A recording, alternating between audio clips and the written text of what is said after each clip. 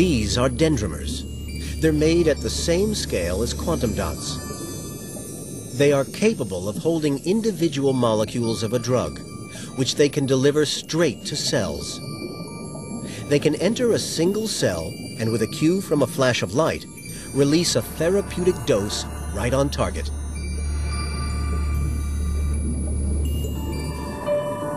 Quantum dots and dendrimers that are likely to be used inside the living body are going to need the same sort of scrutiny that drugs have. Toxicity testing, biocompatibility testing is ongoing, and early indications are that these new tools actually will be biocompatible or can be made to be biocompatible and then might have utility in the long run for use inside the living body. Dendrimers and quantum dots are truly one small step into the medical nanoprobe future. They are the most innovative method of preventing disease. This pioneering medical technology may one day benefit us all and bring an end to all known forms of cancer. On a trip to Mars in 2020, it's not only cancer that poses a threat. Astronauts need protection from all kinds of disease. Preventive medicine is critical. Early diagnosis is very important. But no matter how much preventive medicine that you do, you can't predict when cancer or other diseases is going to happen. NASA proposed creating a fleet of nanomedical robots to patrol astronauts' bodies, to seek out disease in every cell of the body, 24 hours a day, 7 days a week. I actually almost envision like the Star Trek, where, you have some kind of change and you will be able to detect it and correct it almost immediately without you even knowing something has happened. From the instant the astronauts leave Earth's gravity, their muscles begin to weaken and their bones start to crumble through lack of exertion. A lot of people don't realize 1% bone loss per month.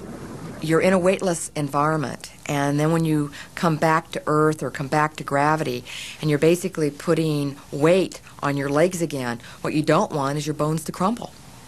And so this is very serious. Also, it's a problem with our astronauts, but osteoporosis is a major problem here on Earth. No matter your age or where you live in the solar system, it is possible to keep your bones strong by regular exercise. But in space, simple exercise is not the answer to the problem. Bone degeneration in space can certainly be likened to osteoporosis. It's a sort of a disuse osteoporosis. In the space environment, that period of time is essentially shortened because the stresses are reduced considerably. So you tend to accelerate the effects, the similarities, the bone decalcification that happens and occurs in osteoporosis. Rigorous exercise alone will not be enough to protect astronauts from the muscle and bone weakening that will eventually turn them into jelly. Most of our experiences in space have been at maximum up to a year. When we go to Mars for a 3-year mission, we're going to have to do considerably more. NASA must have nanomachines to help rebuild bones and stimulate muscle growth, as well as monitor and maintain overall health. These nanomedics will have to have multiple capabilities, not just be able to detect and treat new disease. NASA proposed a fleet of nano-sized machines to rove the body working as a team. To spearhead the team are the Nano Explorers.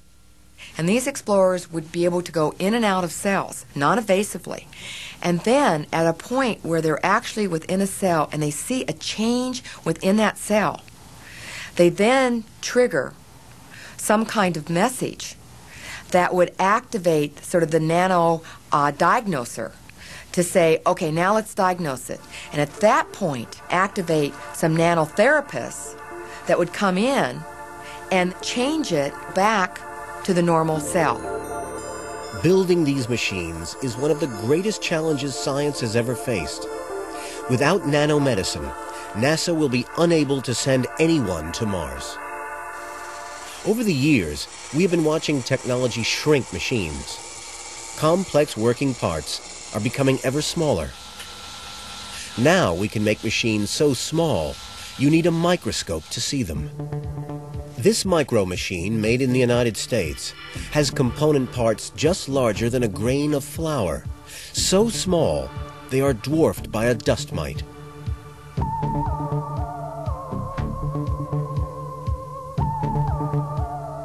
These microcars, made in Japan, are powered and steered by magnets.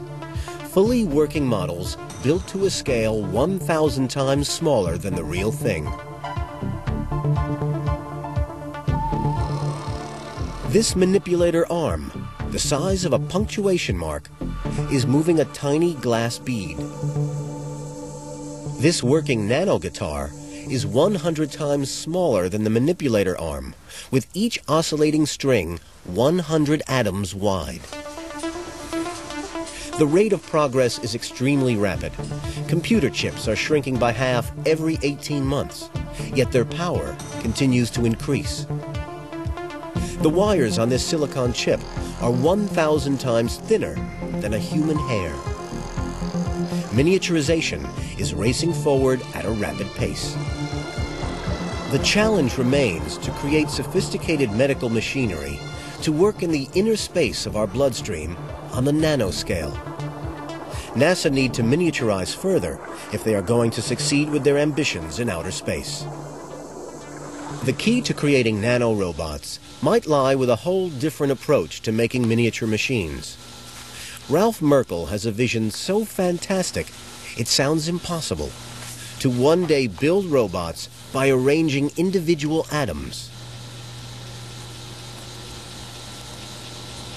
Nature has given us a Lego set, and we've got all these Lego blocks, and we've got boxing gloves on our hands. We can scoop them up into heaps, but we can't quite arrange them the way we want. And in a few more years, a few more decades, we'll take the boxing gloves off. As they look closer and closer into the nano world, scientists can identify and isolate individual atoms, the building blocks of nature.